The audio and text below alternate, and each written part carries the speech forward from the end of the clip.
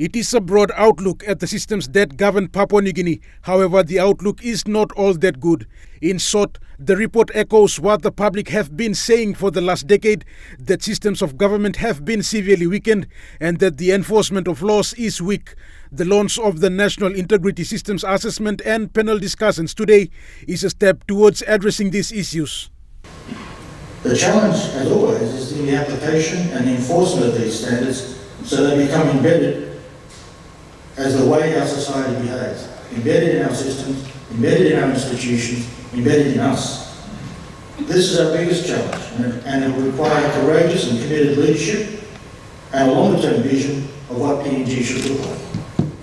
The 124-page report draws on data collected by TIPNG from 14 sectors of the society, including law enforcement, the three arms of the government and the media. The report highlights that while Papua New Guinea has good laws, there is a noticeable gap between the laws themselves and the enforcement. It also highlights that a lack of transparency and effective accountability mechanisms have affected separation of powers. Since the last assessment, we've also seen that the number of the integrity pillars have been weakened or have not been strengthened. We've seen maybe some of the work that's been done in the executive also impact the work of the other pillars.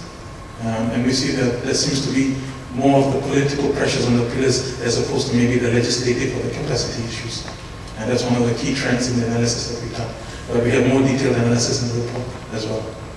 The capacity of law enforcement agencies to address issues of corruption was also discussed. Funding issues have been identified as one of the challenges agencies are faced with in addressing corruption, and one of these agencies is the National Fraud and Anti-Corruption Directorate. Biggest challenge that we have now is funding, resources, logistics. Without that, you can't do any investigations. And we are not making a lot of arrests, and that also leads to we are not making any impact in fighting corruption in the country. Prime Minister James Marape was supportive of this report. He says the report is useful as strong outcomes can be achieved through strong leadership and strong legal structures that are independent and transparent. And the government will continue to advocate on transparent parliament process, women in parliament, free and fair elections, media freedom, ICAC and Whistleblowers Act.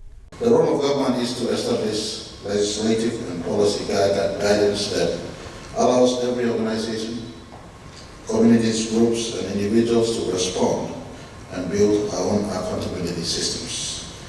Accountabilities at different levels are what keeps all of us on track. Rayon Lakingu National, EMTV News.